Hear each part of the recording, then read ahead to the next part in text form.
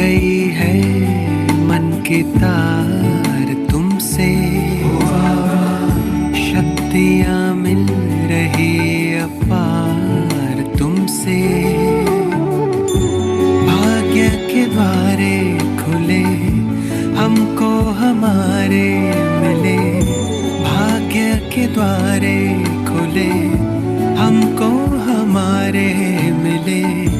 आई जीवन में ये बहार तुमसे ओ बाबा, जुड़ गई है मन की तार तुमसे, शक्तियाँ मिल रही अपार तुमसे।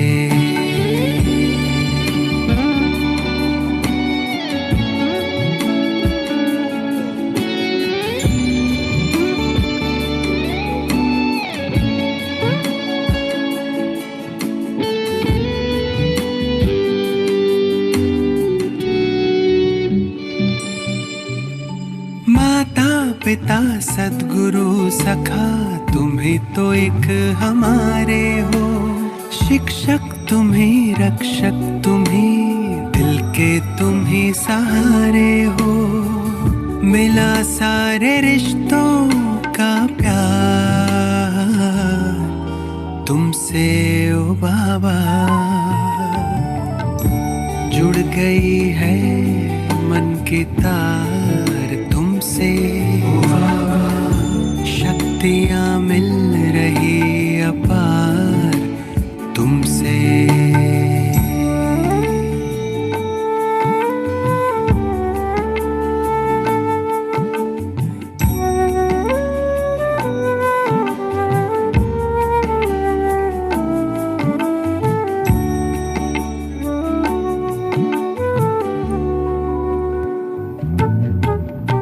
दुनिया से दूर तारों के गांव तुम मुझे ले आए हो, कांटों से दूर फूलों की छाँव में मुझे बिठाए हो।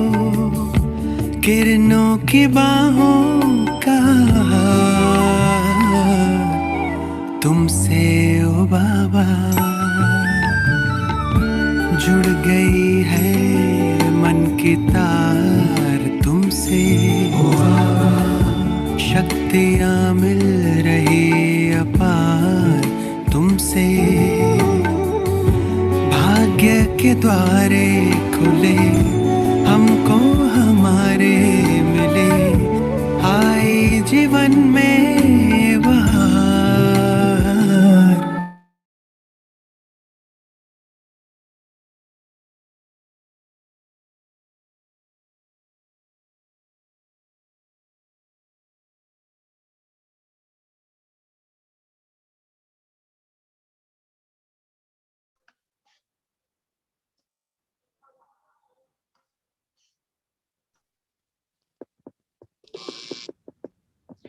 ओम शांति। Good morning.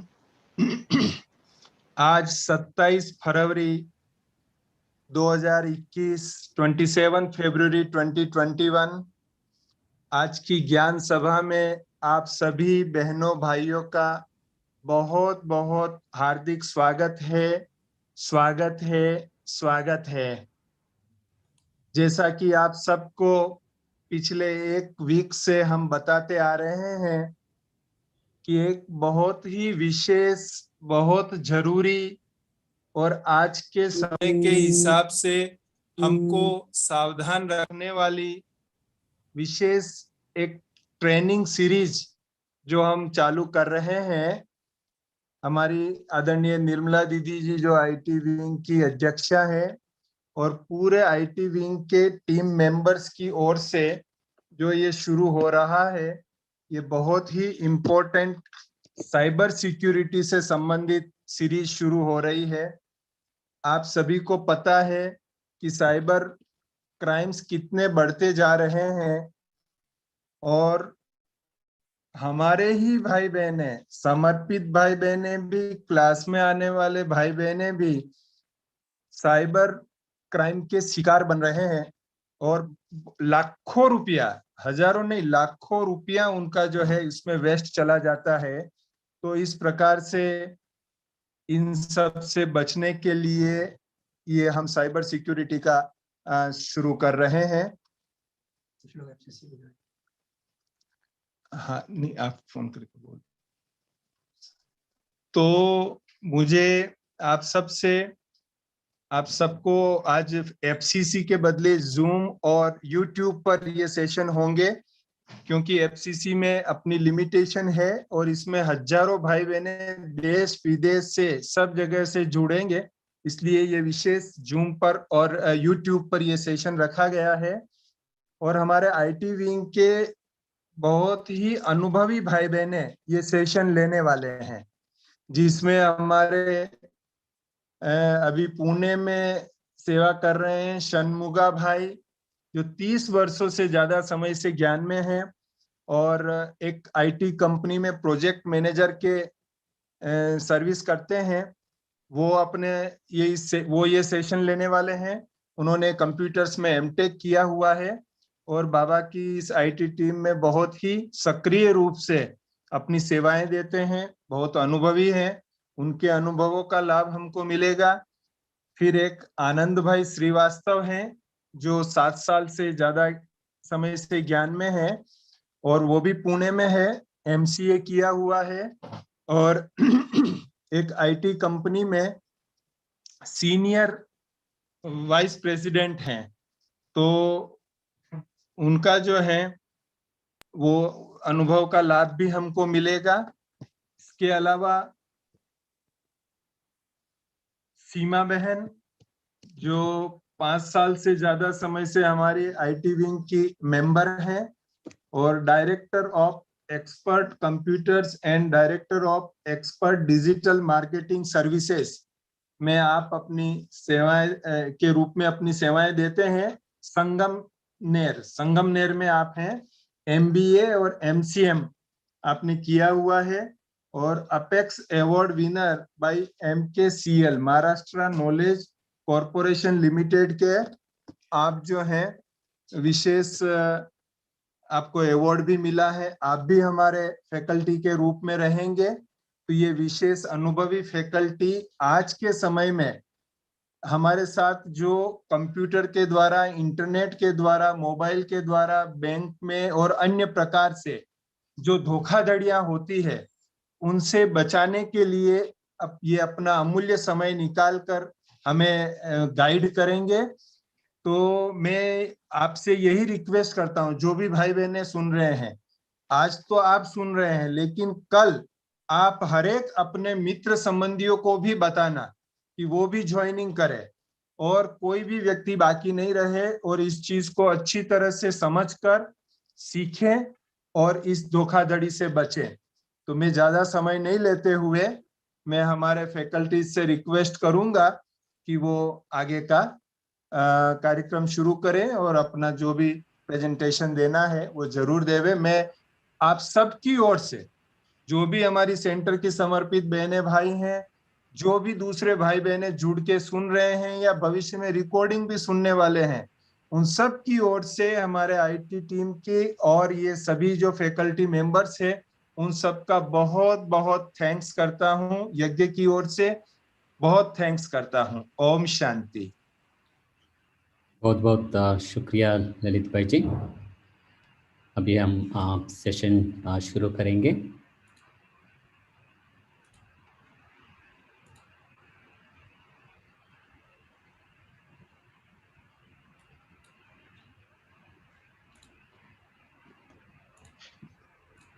तो आज का हमारा टॉपिक है साइबर सिक्योरिटी, साइबर सुरक्षा। तो अभी हम अगले 5-10 मिनट के लिए साइबर सुरक्षा क्या है उसके बारे में हम देखेंगे। साथ में यज्ञ में भी शुरुआत से भी कैसे सिक्योरिटी के लिए इम्पोर्टेंस था वो भी हम देखेंगे। तो उसके बाद आज का दिन हम मोबाइल को कैसे यूज़ करना, मोबाइल को कैसे सुरक्षित रूप से यूज़ करना, उसके बारे में भी हम देखेंगे। अभी हम देखेंगे साइबर सुरक्षा क्या है। आजकल हम मोबाइल यूज़ करते हैं या लैपटॉप यूज़ करते हैं, और हम उसको इंटरनेट के साथ भी हम जुड़ते हैं, मोबाइल डेटा हम ऑन कर लेते हैं। तो देखा जाए तो हम सब कनेक्टेड हैं। तो माने अभी भी हम जूम के थ्रू या यूट्यूब के थ्रू हम सब जुड़े हैं, माना हमारा सिस्टम्स ये सब कनेक्टेड है इंटरनेट के थ्रू। हमारा लैपटॉप हो या हमारा डेस्कटॉप हो या हमारा मोबाइल फ़ोन हो, हम सब कनेक्टेड हैं। इसको हम कहते हैं साइबर। तो इस साइबर को कैसे सुरक्षित रीति से हमें यूज़ करना है, तो वो इसी को कहते हैं साइबर सिक्योरिटी। माना हम जो फ़ोन यूज़ करते हैं, लैपटॉप यूज़ करते हैं, उसके द्वारा हम बहुत सारी ऑनलाइन बैंकिंग ट्रांजैक्शन करते हैं, या उसके साथ हम बिजनेस करते हैं। तो हम सब जुड़े हैं, लेकिन इसको कैसे सुरक्षित रूप से यूज़ करना, उसको कहते हैं साइबर सिक्योरिटी। तो इस ट्रेनिंग में हम क्या देखेंगे, कैसे मोबाइल को सुरक्षित रीति से यूज़ करना, वो पहला। ओम शांति। हम मोबाइल सुरक्षा देखने वाले हैं। पहले नेक्स्ट 5 डेज हमारा ये अलग अलग टॉपिक पे सेशन चलने वाले हैं। आज का टॉपिक है हमारा मोबाइल सिक्योरिटी, मोबाइल सुरक्षा। जैसे आप सभी को पता है, हम दिन रात मोबाइल हमारे साथ रहता है। मोबाइल हमारा नया साथी है, और ये साथी सुरक्षित रहे, ये हम सब चाहते हैं। अब उसके सुरक्षा के बारे में आपको कितना जानना है। आपके पास एक पोल क्वेश्चन आया होगा, आप उसमें रेटिंग दे सकते हैं 1 फॉर मोस्ट, एंड अगर आप एक्साइटेड है तो फिर आप 1 क्लिक करें, और नहीं जानना है तो आप 5 भी क्लिक कर सकते हैं। तो मोबाइल सुरक्षा, इसमें आपको क्या जानना है। तो हम घर से निकलते हैं, अगर बाहर धूप है, बारिश है, तो हम साथ में छाता रखते हैं। घर से बाहर निकलते हैं तो घर को ताला लगाते हैं।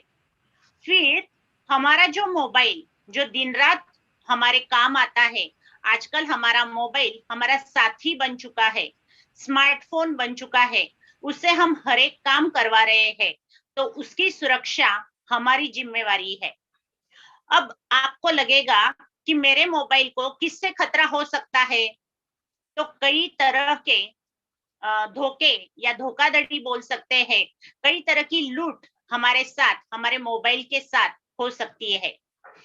हम सब हमारा क्रेडिट कार्ड का इंफॉर्मेशन कई बार हमारे मोबाइल में स्टोर करके रखते हैं। अगर हमारा क्रेडिट कार्ड का इंफॉर्मेशन, मतलब किसी के हाथ हमारा मोबाइल लग गया, तो हमारा क्रेडिट कार्ड का इंफॉर्मेशन उसको मिल सकता है। और अगर किसी के पास हमारे क्रेडिट कार्ड का इंफॉर्मेशन चला गया, तो वो हमें यकीनन लूट सकता है। जैसे कई बार आपको पता भी नहीं चलता है, फिर भी बैंक से आपको मैसेज आता है कि आपके अकाउंट से 1 लाख खर्चा हुआ है, 2 लाख खर्चा हुआ है, और फिर आप सरप्राइज हो जाते हैं, सर को हाथ लगा के बैठ जाते हैं कि मैंने तो खर्चा भी नहीं किया, और फिर ये लूट कहाँ से हो गई। तो आपके मोबाइल में क्रेडिट कार्ड की इंफॉर्मेशन होती है, और कई बार हम क्रेडिट कार्ड का अगर हमारा मोबाइल गुम हो गया, तो क्रेडिट कार्ड का इंफॉर्मेशन भी जो भी हैकर्स है उनके हाथ लग जाता है, उसकी लूट हो सकती है। तो इससे हमें कैसे सावधानी रखे, ये आज हम देखने वाले हैं।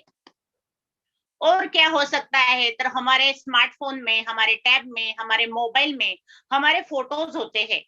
अब ये फोटोज कौन लेके क्या करेगा, ये भी सवाल आपके मन में आया होगा।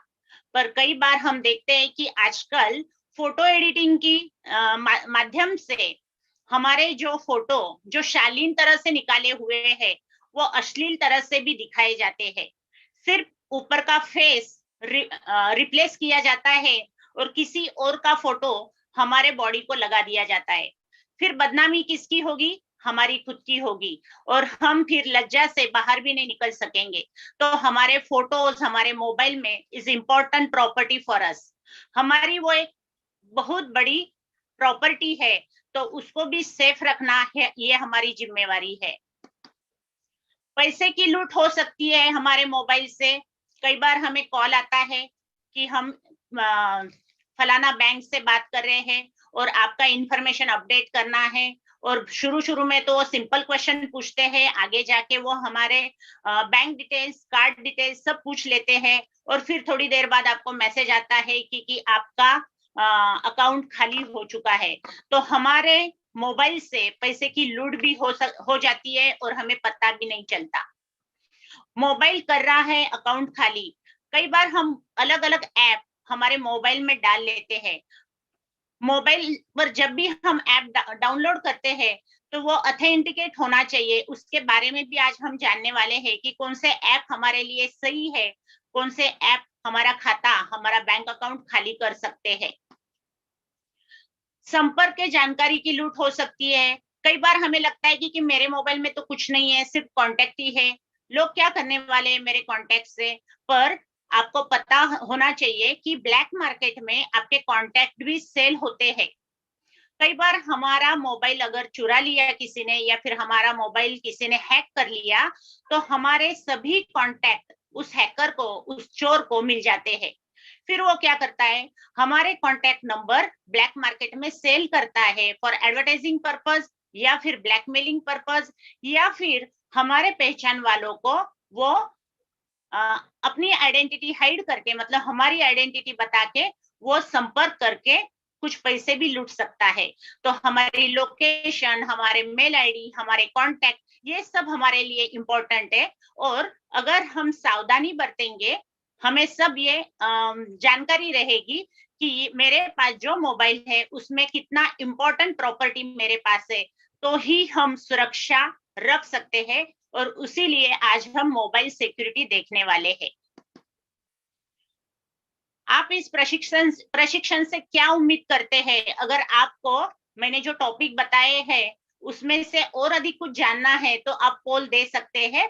आपको जो भी लिखना है, जो भी टॉपिक जानना है, आज ही मैंने अभी सवेरे चैट में पढ़ा कि किसी बहन को गवर्नमेंट की तरफ से मैसेज आया है कि आप आपका डेटा क्लीन कर लो, तो वो भी आप डाल सकते हैं। और अगर कुछ अलग क्वेश्चन है तो आप इसमें डाल सकते हैं। कुछ अलग इंफॉर्मेशन चाहिए तो वो भी आप बता सकते हैं चैट बॉक्स में। तो मोबाइल सुरक्षा, इसमें धोखे क्या हो सकते हैं? कई बार हमें लगता है कि मेरा मोबाइल मेरे साथ रहता है, फिर उसमें क्या धोखाधड़ी हो सकती है। मैं तो मेरे नजर से उसको बाजू में भी नहीं करती हूँ, फिर भी उसमें क्या धोखाधड़ी हो सकती है। तो आजकल हम हर एक ट्रांजैक्शन ऑनलाइन करते हैं। ऑनलाइन ट्रांजैक्शन जैसे गैस सिलेंडर बुकिंग से लेकर हमारी ग्रोसरी शॉपिंग, या फिर ऑनलाइन शॉपिंग, या फिर बुकिंग, ये सब हम ऑनलाइन ट्रांजैक्शन से करते हैं। अब ये ऑनलाइन व्यवहार जब हम करते हैं तो उसके साथ भी धोखाधड़ी हो सकती है। उससे भी हमारा इंफॉर्मेशन चुराया जा सकता है, हमारा पर्सनल डिटेल चुराया जा सकता है। मोबाइल लॉक होना जरूरी है, ये भी आज हम देखने वाले हैं। कई बार हमें लगता है कि मैं क्यों मोबाइल लॉक करूं, उसमें तो मेरा पर्सनल कुछ नहीं है, छिपाने जैसा कुछ नहीं है। पर आप सबको पता होगा कि हम हमारा घर कभी खुला नहीं छोड़ के जाते। हर टाइम हम हमारे घर से जब निकलते हैं तो हम घर को लॉक करते हैं। उसी तरह हम हमारे मोबाइल को लॉक करना जरूरी है। वो किस तरह करना है वो आगे जाके आज हम देखने वाले हैं। अननोन कॉल्स और मैसेजेस से सावधान हमें रहना है। कौन से अननोन कॉल्स हमें आते हैं, कौन से मैसेजेस हमें आते हैं, वो हम आज देखने वाले हैं। कई बार हमें एक कॉल तो बहुत जनों को आता है या मैसेज आ जाता है कि आपने इतना अमाउंट, जैसे 1 करोड़ अमाउंट आपने विन किया है, आपने ये इतना जीता है, और अगर आपको ये पैसा क्लेम करना है तो आपके पर्सनल डिटेल भेजो। फिर बोलते हैं आपके बैंकिंग डिटेल्स भेजो। फिर बोलते हैं कि उसकी प्रोसेसिंग चार्जेस आप इस अकाउंट में जमा कर दो। और हर टाइम आपको कॉल आता रहता है, आपको इस कारण के लिए पैसे भरो, उस कारण के लिए पैसे भरो। आप पैसे भरते रहते हैं।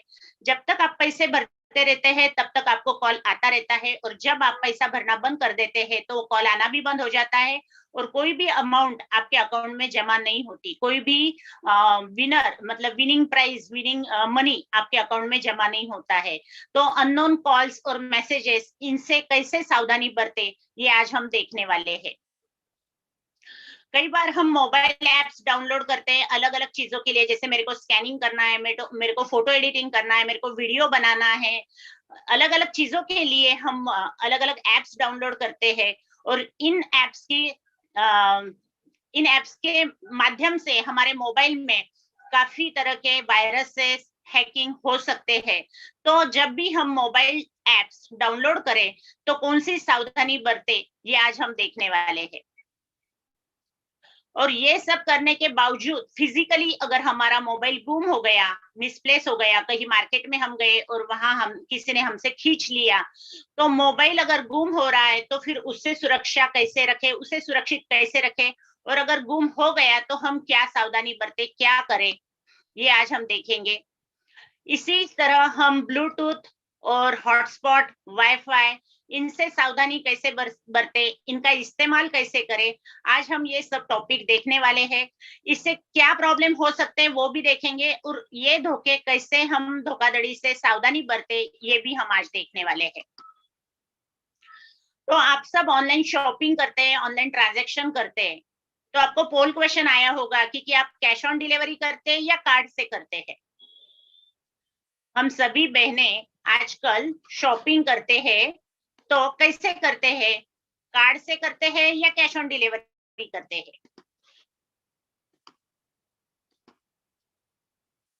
कई बार ऐसा होता है कि आपको एक फोन आ गया और फोन में बोला है कि मैं बैंक से बात कर रहा हूँ और आपके ट्रांजैक्शन बहुत अच्छे चल रहे हैं, इसलिए आपको बैंक की तरफ से 20,000 रुपए का बख्शिश मिला है।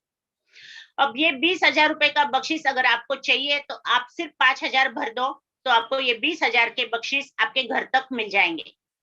अब आपको लगता है कि ये चीजें तो मेरे को चाहिए, मेरे को खरीदनी है, फिर मैं क्यों ना 20,000 की चीजें 5,000 में खरीद लूं। और ये लालच हमें आगे हम 5,000 भर देते हैं इसी लालच की वजह से। और जब 5,000 भरने हैं तो आगे वाला आपको ये भी ऑप्शन देता है कि आप कार्ड पेमेंट कर सकते हो या फिर कैश ऑन डिलीवरी भी कर सकते हो। अब और आगे जाके हमें ये लगता है कि कैश ऑन डिलीवरी है, घर पे माल आएगा तभी मैं पेमेंट करने वाली हूँ, तो क्यों ना करूँ। और फिर हम पेमेंट कर ऑर्डर बुक कर देते हैं, 5,000 का आइटम हमें मिल रहा है, इसलिए 20,000 के वस्तुएं हमें मिल रही है, तो फिर हम 5,000 क्यों न दे, ये लालच से हम वो खरीदारी कर लेते हैं।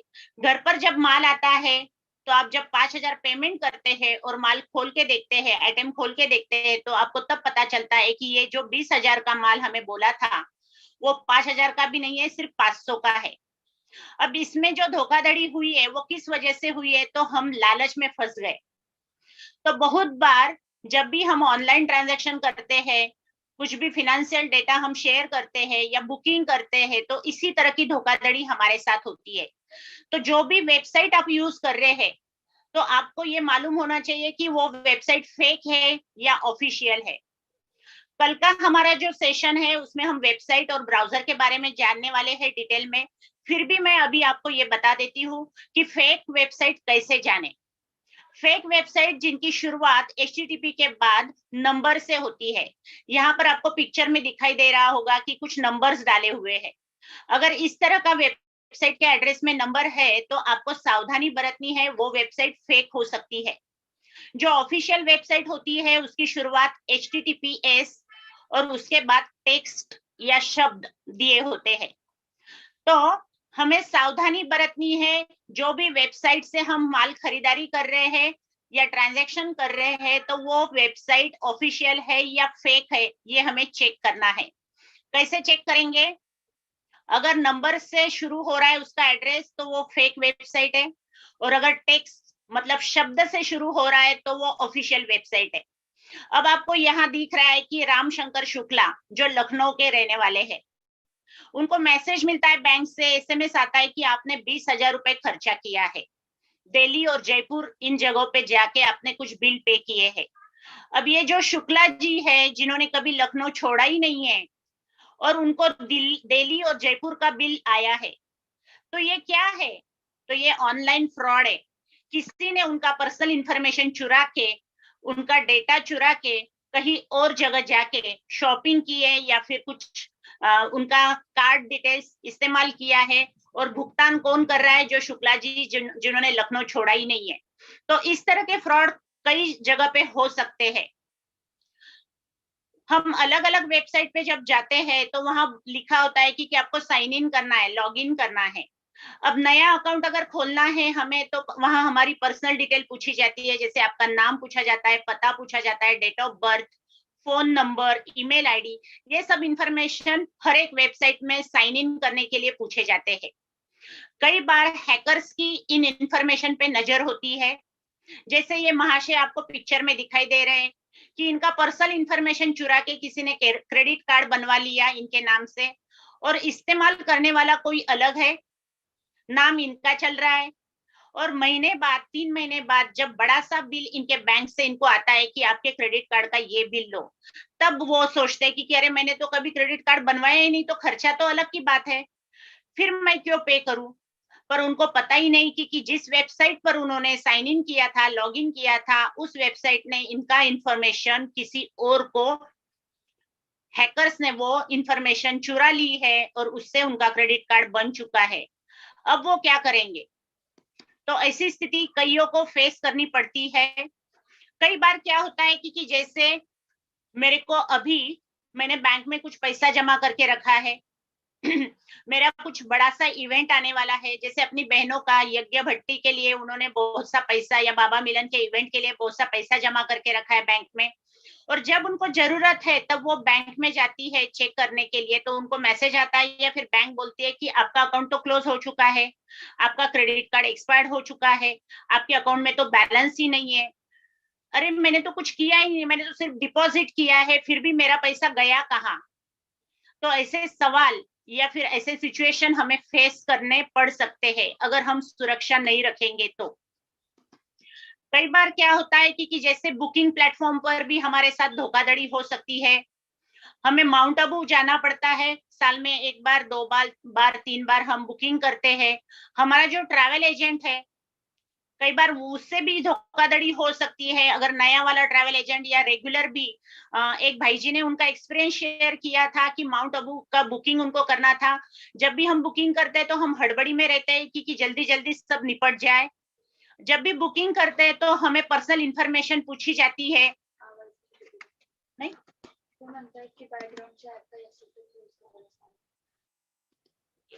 मेरी आवाज नहीं आ रही क्या? नहीं आ रही है दीदी, आ रही आवाज आ रही सिस्टर, है। आ रही है। Okay okay. आपका अगर सिर्फ वो आपका जो विंडो है ना दीदी, हाँ, ऊपर उसको लेफ्ट में हाँ। ड्रैग कर दोगे तो अच्छा रहेगा। हाँ जी, उसे ड्रैग कर दीजिए। थैंक्स।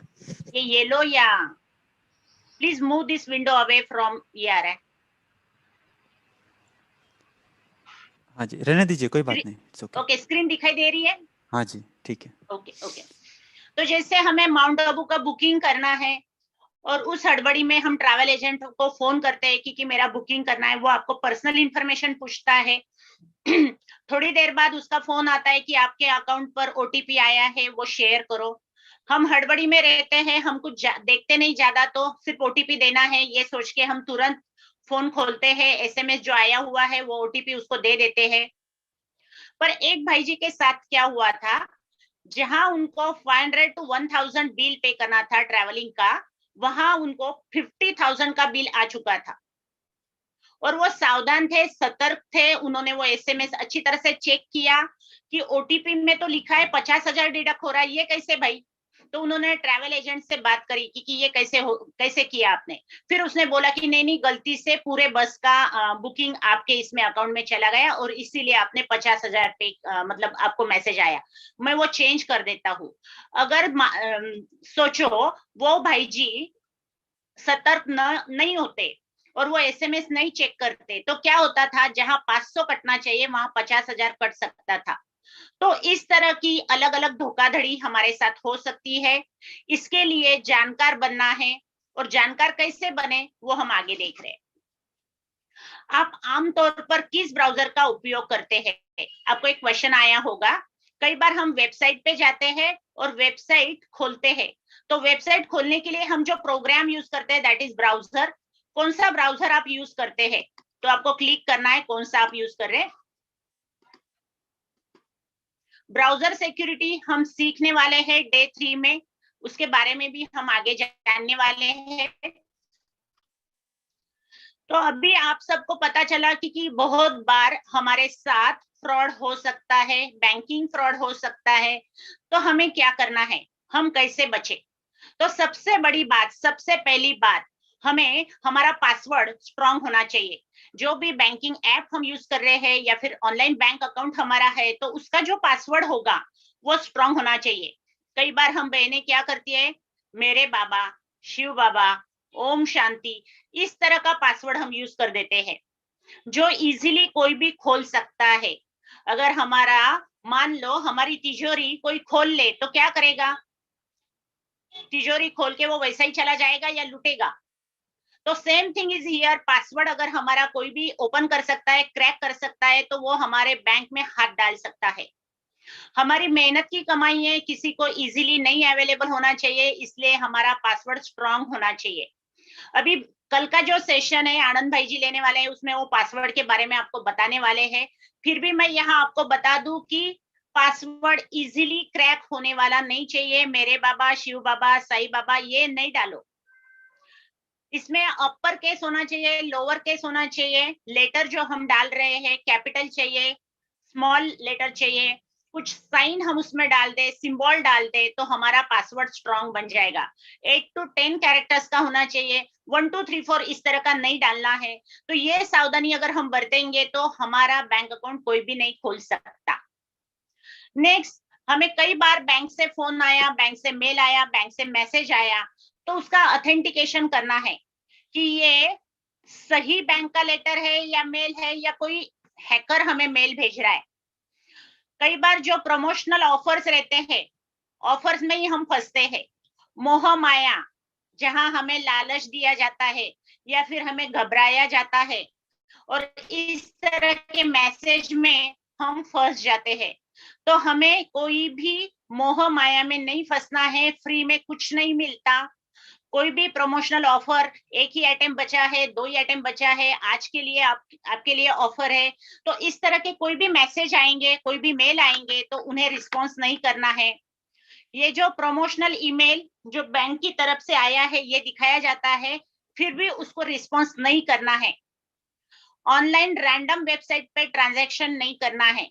जो एथोराइज ऑफिशियल वेबसाइट है, जो मैंने अभी आपको बताया कि जिसकी शुरुआत टेक्स्ट से होती है, जिनका एड्रेस बार में ताला दिखाई देता है, ऐसे ही वेबसाइट से हमें खरीदारी करनी है, जो भी ट्रांजैक्शन, बुकिंग या जो भी आपको करना है। कई बार फेक वेबसाइट बनाई जाती है हम जैसे लोगों को फुल बनाने के लिए, और हम उस पर जाके शॉपिंग करते हैं, ऑनलाइन पेमेंट करते हैं, तो उनको पूरी जानकारी हमारे बैंक अकाउंट की, हमारे क्रेडिट कार्ड की मिल जाती है। तो इसके लिए हमें सावधानी रखनी है, कोई भी रैंडम वेबसाइट नहीं खोलनी है। कई बार लिंक आ जाती है कि इस लिंक में आप यहाँ क्लिक करेंगे, ये सर्वे रिपोर्ट भर देंगे तो आपको इतना अमाउंट मिल जाएगा। कोई भी चीज हमें फ्री में नहीं देता, तो हमें वो करना ही नहीं है। Block your card immediately if you lose it. कई बार हम बैंक में जाते हैं, ग्रोसरी स्टोर में जाते हैं, होटल में जाते हैं, और जब हम नए नए रहते हैं, क्रेडिट कार्ड हमने नया नया बनाया है, तो हम डरते हैं उसे यूज करने के लिए। और फिर हम क्या करते हैं कि क्रेडिट कार्ड और कोड नंबर दोनों ही वो जो ऑपरेटर होता है या वेटर होता है, उसके पास दे देते हैं कि भाई तू ही इस्तेमाल कर ले। अब सोचो, किसी को हमने हमारा क्रेडिट कार्ड और कोड नंबर दोनों दे दिया, और 500 का बिल हुआ है, अगर उसने 5,000 निकाल लिया, 50,000 निकाल लिया, तो आप क्या करेंगे? तो इसीलिए हमारा क्रेडिट कार्ड, हमारा कार्ड का नंबर, उसके पीछे जो सीवीवी नंबर होता है, वो तो मोस्ट इंपॉर्टेंट होता है, वो किसी से भी शेयर न करे, क्रेडिट कार्ड किसी के भी हाथ में न दे, ये सावधानी हमें बरतनी है। और अगर हमारा क्रेडिट कार्ड किसी वजह से गुम हो जाता है, कई बार होता है कि हम क्यू में खड़े हैं, काफी देर वेटिंग कर लिया, और कार्ड हमने बिल काउंटर पर दिया, वही भूल गए और घर पर चले आए। इमीडिएटली अगर आपका कार्ड लूज हो गया है, आप गुम हो गया है, तो आप उसे ब्लॉक करें, कस्टमर केयर को फोन करें और तुरंत आपका कार्ड ब्लॉक करें। नेक्स्ट, पब्लिक इंटरनेट कनेक्शन और इस तरह के जो कनेक्शन होते हैं, हॉटस्पॉट, वाईफाई यूज न करें। कभी कभी हम बैंक में जाते हैं और हमारा डेटा इंटरनेट नहीं चलता है, तो फिर हम वही का वाईफाई या हॉटस्पॉट यूज करने लगते हैं। तो पब्लिक इंटरनेट कनेक्शन पर बैंकिंग ट्रांजैक्शन नहीं करना है। जब भी आप आपका ऑनलाइन बैंकिंग या फिर बैंकिंग ऐप ओपन करते हैं, तो उसमें लास्ट लॉगिन आपको पूछा जाता है या दिखाया जाता है, सॉरी। तो लास्ट लॉगिन अगर मतलब जैसे मैंने लास्ट वीक में लॉगिन किया था, तो अगर वो लास्ट लॉगिन लास्ट वीक का ये तो ठीक है, पर अगर कल का परसों का है, मैंने जब किया ही नहीं है, तो तुरंत हमें पासवर्ड चेंज करना है, बैंक को इन्फॉर्म करना है कि मेरा अकाउंट हैक हो चुका है। तो banking app, online banking hack हो सकते हैं, इसीलिए हमें सावधानी बरतनी है। पब्लिक इंटरनेट कनेक्शन यूज नहीं करना है जब भी हम बैंकिंग ट्रांजैक्शन करने वाले हैं तब। एट द सेम टाइम जो भी कंप्यूटर मोबाइल हम यूज कर रहे हैं वो अपडेटेड होना चाहिए, लेटेस्ट होना चाहिए। उसमें जो सॉफ्टवेयर, सिक्योरिटी सॉफ्टवेयर हम यूज कर रहे हैं वो अपडेटेड होने चाहिए। कई बार क्या होता है कि जैसे आपको लगा कि मैंने 6 महीने पहले अपडेट किया था, ठीक है, अब मेरा अपडेटेड है, पर वैसा नहीं है। हर रोज हैकर्स, मतलब जो चोर लोग हैं, जो हर रोज नई नई टेक्निक निकालते हैं हमारे अकाउंट से पैसा, हमारा क्रेडिट कार्ड चुराने की, पर्सनल इंफॉर्मेशन चुराने की। तभी बैंक भी हमारे लिए काम करता है। बैंक भी हमारे लिए अलग अलग टेक्निक, अलग अलग सिक्योरिटी प्रोग्राम, सिक्योरिटी सॉफ्टवेयर बनाता है, जो भी थेफ्ट है उनसे बचने के लिए। पर अगर हमने हमारा मोबाइल सिक्योरिटी सॉफ्टवेयर अपडेट ही नहीं किया, तो हमें उसका फायदा नहीं मिलने वाला। इसीलिए हमारा कंप्यूटर, हमारा मोबाइल, हमारे जो भी ऐप हम यूज कर रहे हैं वो अपडेटेड, मतलब लेटेस्ट होने चाहिए। Next, avoid sharing your banking information with anyone. कई बार हमें फोन आता है कि मैं बैंक से बात कर रहा हूँ और आपके इस पे जो ओटीपी नंबर आया है वो बताओ। ओटीपी नंबर किसी से भी शेयर नहीं करना है, क्योंकि एक बार आपने ओटीपी दे दिया तो वो आपके बैंक से पैसा उठा सकता है। तो OTP, card detail, personal detail, credentials, ये सब इंफॉर्मेशन आपके लिए बहुत बहुत बहुत इंपॉर्टेंट है। आप ये किसी से भी शेयर न करें। अगर आप शेयर नहीं करेगी तो आप बच सकते हैं। तो नेक्स्ट क्वेश्चन आपके पास आ रहा है कि क्या आप सभी के साथ अपना ओटीपी साझा करते हैं? अगर यस है तो ये गलत है। क्या आपके फोन में एंटीवायरस है? आपको पता है ना कि जैसे अभी कोरोना चल रहा है, तो हम सब क्या कर रहे हैं? कोरोना के लिए जल्दी से जल्दी हम उसका जो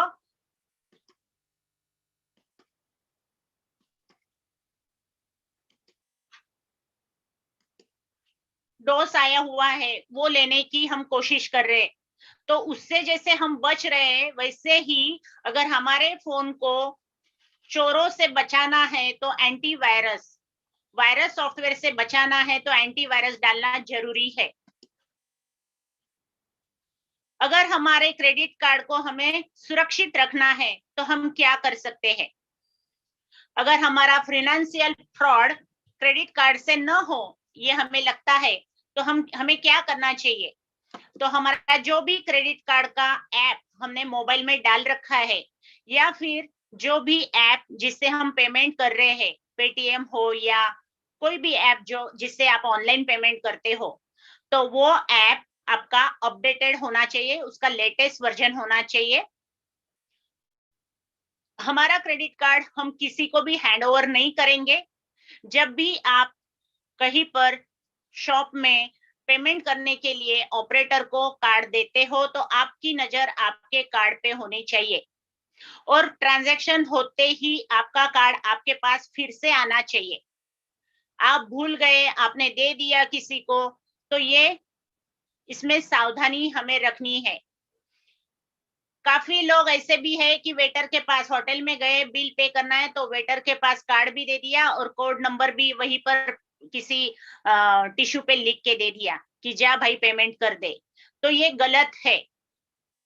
always check if there is any discrepancies between transaction SMS details and actual transaction. कई बार ऐसे भी धोखाधड़ी होती है कि आपका बिल हुआ है 500 का और आपको एसएमएस आया है 5,000 डिडक्ट हो चुके।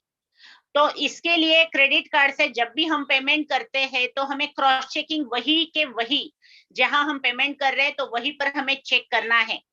घर पर जाके हम चेक करेंगे ये नहीं करना है, वहीं पर जहां पर हमने पेमेंट किया है क्रेडिट कार्ड से। कई बार फ्रॉड लोग ये भी करते हैं कि हमारा बिल कुछ अलग होता है और पेमेंट कुछ अलग ही डिडक्ट कर देते हैं। तो ये सावधानी हमें क्रेडिट कार्ड जब भी हम यूज करते हैं तो हमें रखनी है। कुछ क्विक टिप्स हमें दिए हुए यहाँ पर कि कई बार हमें क्यूआर कोड आ जाते हैं और अगर आपको ये चाहिए तो आप ये क्यूआर कोड स्कैन करो। आप लकी विनर हो, आप ये क्यूआर कोड स्कैन करेंगे तो आपके अकाउंट में इतना पैसा जमा हो जाएगा। कल ही मेरे एक फ्रेंड ने मेरे को बताया कि पैसा जमा होने की जगह पे हमारे अकाउंट से वो डिडक्ट हो जाता है। तो कोई भी क्यूआर कोड जो आपको सोशल मीडिया से आ रहा है या मेल से आ रहा है तो वो स्कैन नहीं करना है। जब आप ग्रोसरी शॉप में जाते हैं या फिर कुछ किसी स्टोर में जाते हैं, वहां क्यूआर कोड पेमेंट के लिए आप कर सकते हैं। पर सोशल मीडिया जैसे व्हाट्सएप पर आपको क्यूआर कोड आ गया, फेसबुक पे आ गया, कोई भी सोशल मीडिया जो आप यूज कर रहे हैं तो वहां पर क्यूआर कोड से बड़ी धोखाधड़ी हो सकती है। इसलिए आप उससे बचे, किसी भी क्यूआर कोड को स्कैन न करें। नेक्स्ट हम देखेंगे मोबाइल लॉकिंग। मोबाइल लॉक न करना मतलब हमारे घर का खजाना, हमारी तिजोरी खुली छोड़ना। ये आप पिक्चर में देख सकते हैं। हम में से कौन ऐसे लोग हैं कि जो हमारा घर खुला छोड़ के चले जाएंगे या हमारी तिजोरी खुली छोड़ के जाएंगे? कोई भी ये नहीं करेगा। कोई भी नहीं चाहेगा कि मेरे घर में कोई भी घुसे, और इसीलिए मेरा घर का दरवाजा हर दिन भर में बंद रखती हूँ। फिर अगर मैं मेरे घर का दरवाजा बंद रखती हूँ तो मैं मेरा मोबाइल क्यों खुला छोड़ू? मोबाइल लॉकिंग अलग अलग तरह के होते हैं जो आप यूज कर सकते हैं। आपको लगता होगा कि मेरे मोबाइल में ऐसा क्या इंपॉर्टेंट है जो मैं उसको लॉक करूं, पर मुरली सुनने बहुत जन आते हैं। कई बार छोटे बच्चे भी आते हैं और आपका मोबाइल वही पड़ा है, अगर वो लॉक नहीं है तो कोई भी बच्चा मोबाइल खेलने के लिए ले सकता है। और अगर उसने खेलते खेलते अलग अलग ऐप में चला गया या फिर फैक्ट्री इंस्टॉल कर दिया उसने, आपका पूरा कांटेक्ट डिलीट कर दिया, पूरा मैसेज डिलीट कर दिया, तो क्या हो सकता है? तो हमें बहुत बड़ा प्रॉब्लम हो सकता है। इसीलिए जब भी आप मोबाइल जो भी डिवाइस आप यूज कर रहे हैं तो वो लॉक होना जरूरी है। तो आपको एक एक्टिविटी शीट भी देने वाले हैं हम ये सेशन के बाद, जिसमें मोबाइल लॉकिंग कैसे करना है वो बताया है। और यहाँ भी मैं आपको शेयर कर देती हूँ कि आप मोबाइल लॉकिंग कैसे कर सकते हैं। पहला लॉकिंग, अगर आपका मोबाइल लेटेस्ट है तो आप फिंगर टिप्स से, मतलब उसमें अगर सेंसर लगा हुआ है तो आप आपका फिंगर थंब देके लॉक कर सकते हैं। नेक्स्ट आप उसको ऑथेंटिकेट कर सकते हैं, यूजर नेम और पासवर्ड, दो चीजों से आप अपने मोबाइल को लॉक कर सकते हैं। नेक्स्ट हम लॉक के लिए अलग और अनलॉक के लिए अलग पासवर्ड दे सकते हैं। यहाँ फिर हमें ये याद रखना है कि पासवर्ड आपको याद रखना जरूरी है। अगर पासवर्ड भूल जाएंगे तो आप मोबाइल खोल नहीं सकते। पैटर्न से भी आप लॉक कर सकते हैं। इसके सभी स्टेप्स मैंने आपको एक्टिविटी शीट में दिए हैं। कैसे आप पैटर्न से लॉक कर सकते हैं ये आप चेक कर सकते हैं। अगर आपको पता है तो बहुत अच्छी बात है, नहीं है तो आप उससे सीख सकते हैं। इसमें मोस्ट इम्पोर्टेंट, जैसे हमने घर को ताला लगा दिया, चाबी भूल गए कहाँ रख दी, या चाबी गुम हो गई, तो क्या करना पड़ता है? ताला तोड़ना पड़ता है। वैसे ही जब भी आप मोबाइल लॉक करेंगे और अगर आपने पासवर्ड या पैटर्न भूल गए तो आप अनलॉक नहीं कर सकते, उसके लिए फिर मोबाइल आपको खोलना पड़ेगा। तो यहाँ पर मोबाइल लॉक करते समय आपको जो भी पासवर्ड या जो पैटर्न आप यूज कर रहे हैं वो ध्यान में रखना इंपॉर्टेंट है। आपके पास पोल क्वेश्चन आया होगा, क्या आपके पास बहुस्तरीय सत्यापन प्रमाणीकरण प्रणाली है? क्या आप मल्टी लेवल वेरिफिकेशन यूज करते हैं? अगर है तो यस करो, नहीं है तो नो करो। मतलब आपको पासवर्ड प्रोटेक्शन जरूरी है आपके मोबाइल पर, और अगर आप पासवर्ड प्रोटेक्शन यूज कर रहे हैं तो बहुत अच्छी बात है। जो बहनें नहीं कर रही है तो आज एक्टिविटी शीट देख ले और उससे कर सकते हैं।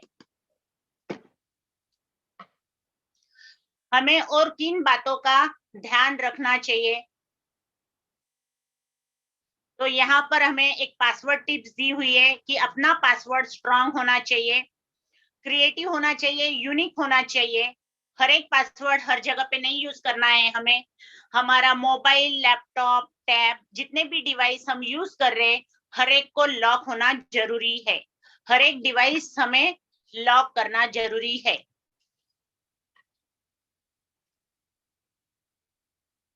जब भी आपको कुछ मैसेज आता है, एसएमएस आता है या फोन कॉल आता है, और अगर आप उसको रिस्पॉन्ड करते हैं तो आप खतरे में चले जाते हैं। कई बार हमें कोई फोन करता है और अगर हम उसको ब्लाइंडली पूरा इंफॉर्मेशन बता देते हैं तो इसका मतलब आ बैल मुझे मार।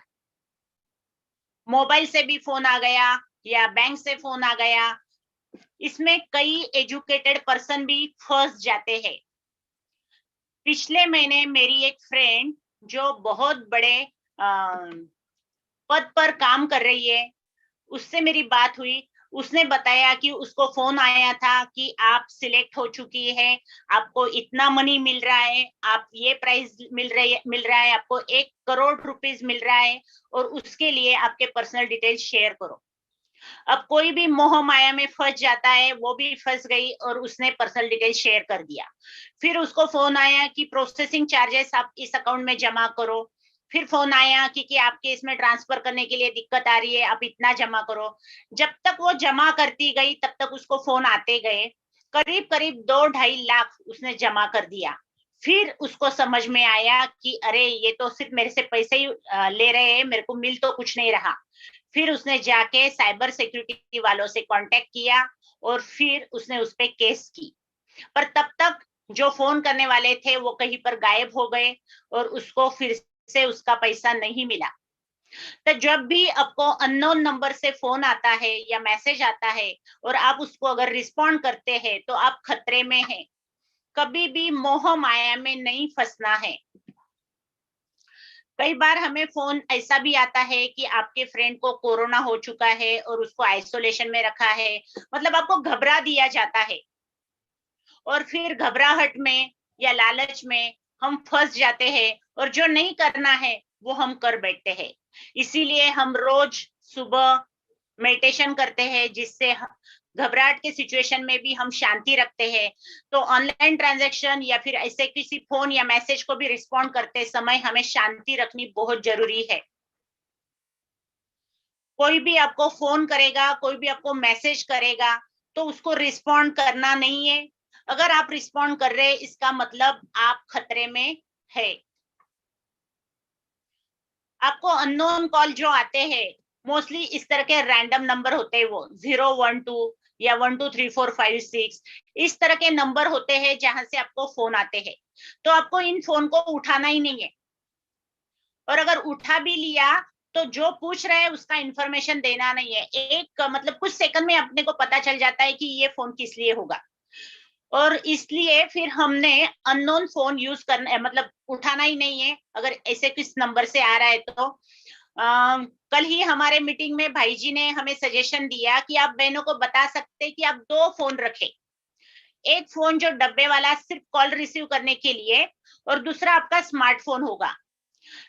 जहां भी आप पर्चे में आपका नंबर देते हो या फिर विज्ञापन में आपका नंबर देते हो तो कौन सा नंबर देंगे? जो सिर्फ आप फोन रिसीव करने वाला है, साधा डब्बा, सिंपल डब्बा जो फोन कॉल रिसीव और पहले हम यूज करते थे 5-10 साल पहले, जो उसका जो नंबर है वो सिर्फ कॉल रिसीविंग के लिए होगा। तो कोई आपको सोशल मीडिया से डिस्टर्ब नहीं कर सकता। और जो आपका स्मार्टफोन नंबर है जो आप सोशल मीडिया के लिए यूज कर रहे हैं या कांटेक्ट के लिए यूज कर रहे हैं, वो नंबर आप पर्चे पे नहीं देंगे, किसी विज्ञापन में नहीं देंगे, और वो नंबर सिर्फ आप तक और आपके भाई बहनों तक ही सीमित रहेगा। कई बार आपको स्पैम मैसेज आ जाते हैं जिसमें लिंक आ जाती है, आप इतना जीत चुके हो, आप यहाँ क्लिक करोगे तो आपके घर पर वो पूरा भेज दिया जाएगा, और हम फंस जाते हैं।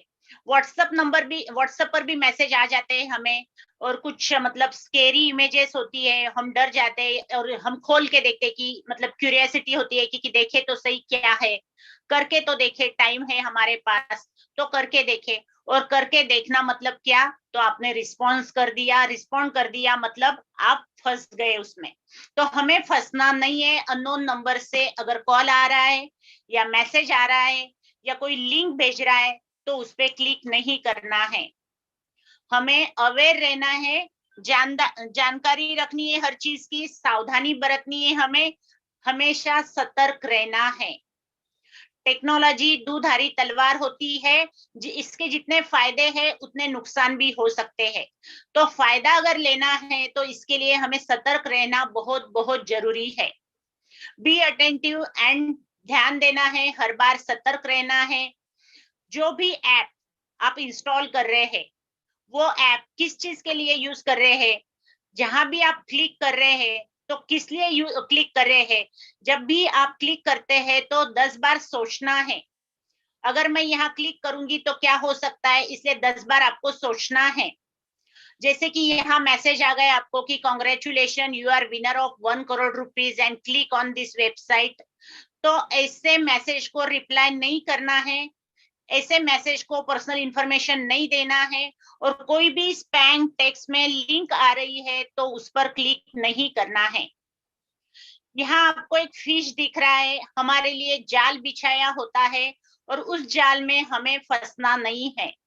अगर हमें खुद को सिक्योर्ड रखना है तो कभी भी हमारा पर्सनल इंफॉर्मेशन हम किसी से शेयर नहीं करेंगे, हमारा क्रेडिट कार्ड नंबर किसी से शेयर नहीं करेंगे। कई बार हम रेगुलर वेबसाइट पे जो जाते हैं तो वहां हम सेव करके रखते हैं कि फ्यूचर रेफरेंस के लिए कार्ड नंबर दे दिया, एक्सपायरी डेट दे दी, और सीवीवी नंबर भी हम किसी को बता देते हैं। तो इसमें सबसे इंपॉर्टेंट हमारे क्रेडिट कार्ड का सीवीवी नंबर जो पीछे दिया हुआ होता है वो किसी से भी शेयर नहीं करना है, ओटीपी भी किसी से भी शेयर नहीं करना है। फ्रॉड लोग हमारे पर ध्यान रखे हुए हैं और उनके जाल से हमें बचना है, किसी का फिश हमें नहीं बनना है।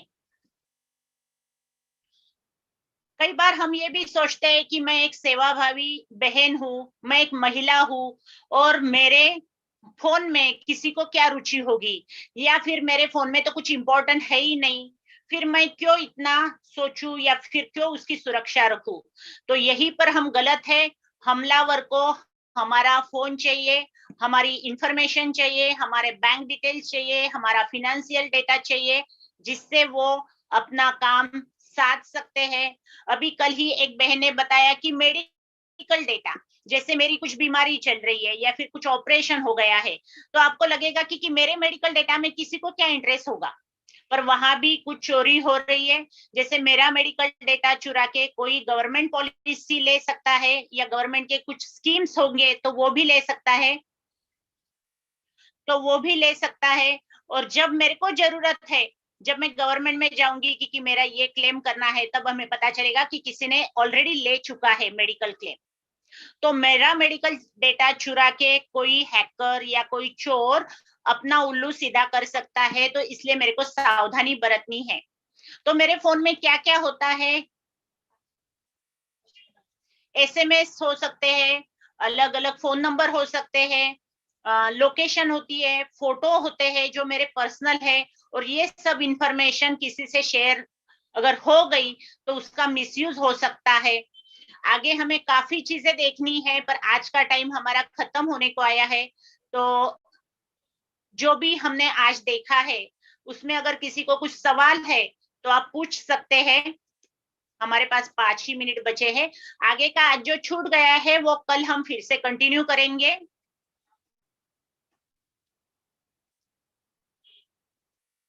आज हमने बैंकिंग ट्रांजैक्शन के बारे में देखा और ऐप सिक्योरिटी के बारे में देखा, मोबाइल सिक्योरिटी के बारे में देखा। अगर आपको कुछ सवाल है तो आप पूछ सकते हैं। शानमुगा भाई जी, आप मोबाइल के एंटीवायरस के बारे में आप बताएंगे? हाँ ठीक है। जैसे हम बीमार न गिरे इसलिए हम प्रोटेक्शन के लिए डोज लेते हैं, तो वायरस से बचने के लिए हम मोबाइल का एंटीवायरस सॉफ्टवेयर इंस्टॉल करते हैं। ये एंटीवायरस सॉफ्टवेयर जिसमें अलग अलग फिल्टर आ जाते हैं, और ये जो फिल्टर है उसकी वजह से हमारे मोबाइल में कोई भी वायरस अटैक या हैकर अटैक से हम बच सकते हैं। इसी के साथ जो मतलब ब्लैकलिस्ट प्रोग्राम होते हैं वो भी हमारे मोबाइल में नहीं खुलते हैं, तो हम उससे भी बच जाते हैं। एक चीज मैं यहाँ पर शेयर करना चाहूंगी कि कोई भी चीज फ्री में नहीं मिलती। जहां भी फ्री में मिल रहा है तो हमें सावधानी बरतनी है। फिल्टर प्रोग्राम एंटीवायरस के साथ आ जाता है तो हमारे मतलब काफी काम हमारा आसान हो जाता है। वायरस अटैक, हैकर्स अटैक से हम बच जाते हैं। दूसरा क्वेश्चन था, कौन सा ऐप सेफ है और कौन सा नहीं है, ये पता कैसे करें? और फोन लोकेशन रिलेटेड थिंग। सो आप पहले आप वो लिंक दिखाए ना, वो बता सकते हैं। हाँ, तो फोन ऐप का जो है, हमारे BKIT विंग का जो टूल का लिंक दिया है आपको, शायद आज देंगे वो, तो वहां पर जो भी ऐप आपको चाहिए वो सब मिल जाएंगे। हमारे IT विंग के वेबसाइट से लिए हुए ऐप आपको ऑफिशियल और आपको सिक्योर्ड रखेंगे।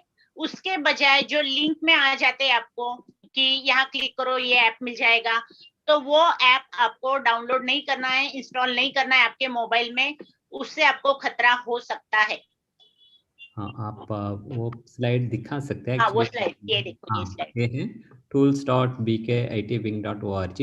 अगर इस वेबसाइट में जाएंगे तो सब जो भी ऐप्स हमको ज़रूरी है वो लिस्टेड रहेगा, क्योंकि IT विंग की भाई बहनें उसको अच्छा रिसर्च करके जो सही है उसी ऐप्स को वहाँ डालते हैं।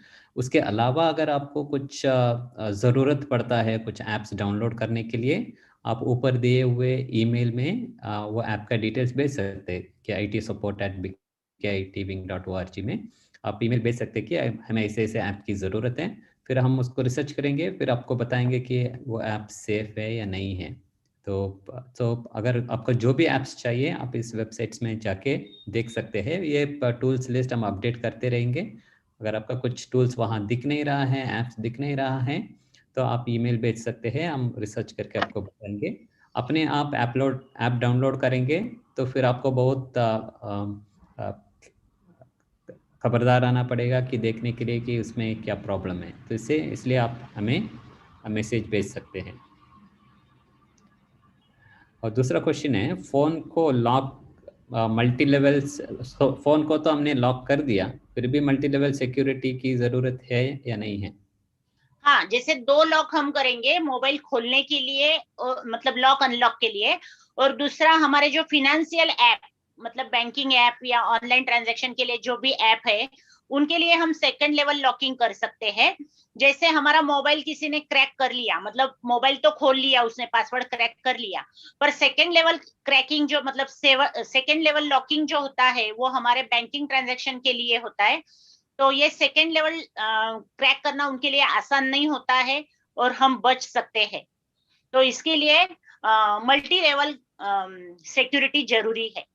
ओके, सो अभी 3 मिनट एक्स्ट्रा हो गया, हम लास्ट एक क्वेश्चन लेंगे, बाकी जो सॉरी। क्वेश्चंस बचा हुआ है वो हम कल के सेशन में वो क्वेश्चंस को हम एड्रेस करेंगे। फिर हाँ, भी आपको बाद में कुछ क्वेश्चंस आया तो आप ये जो ईमेल दिया हुआ है IT support@bkitving.com, तो उसमें आप अपना क्वेश्चंस भेज सकते हैं।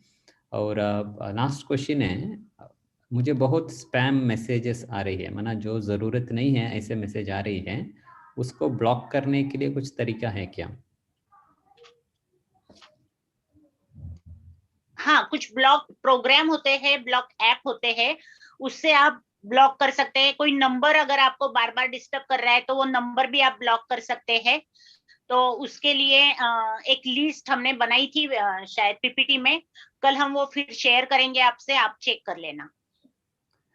ठीक है, तो बहुत बहुत शुक्रिया बहन जी। अगर आपका जो भी क्वेश्चन्स हैं और भी क्वेश्चंस होगा तो आप ईमेल में भेज सकते हैं, और एक फ़ोन नंबर भी हम देंगे, आप नोट कर सकते हैं। 8007775025 हम चैट विंडो में डाल रहे हैं। अभिजीत भाई आप यूट्यूब में भी डाल सकते हैं। अगर आपको कुछ क्वेश्चन हैं इसके रिलेटेड, आप या तो व्हाट्सएप में या टेलीग्राम में इस नंबर में आपका क्वेश्चंस भेज सकते हैं, या आपको टाइप करना मुश्किल है तो आप वॉइस रिकॉर्डिंग करके भी इस नंबर में भेज सकते हैं, ताकि हम आपको कल की सेशन में आपके क्वेश्चंस का जवाब हम देंगे। ठीक है, बहुत बहुत शुक्रिया सीमा बहन जी। और कल हम फिर मिलेंगे 12:15 बजे, फिर 12:30 बजे से सेशन शुरू होगा। कल का मेन थीम रहेगा लैपटॉप डेस्कटॉप की सुरक्षा और ईमेल की सुरक्षा। उसके साथ साथ मोबाइल में जितने भी क्वेश्चंस हैं और जो भी मोबाइल में टॉपिक्स बचा हुआ है वो भी हम कल डिस्कस करेंगे। आप सब लगभग 2000 लोग जुड़े हैं जूम और यूट्यूब दोनों मिलाकर। आप सबको बहुत बहुत शुक्रिया। और हम एक्टिविटीज़ भी हम क्या करेंगे, ये जो हमने वेबसाइट दिखाया है तो आज के लिए क्या एक्टिविटी करना वो भी हम वहाँ पर अपलोड करेंगे। तो फिर आप मोबाइल के रिलेटेड आज जो भी सीखा है उसका एक्टिविटीज़ आप कर सकते हैं। ठीक है, अभी 1 मिनट हम बाबा की याद में रहेंगे, फिर इस सेशन को कंक्लूड करेंगे।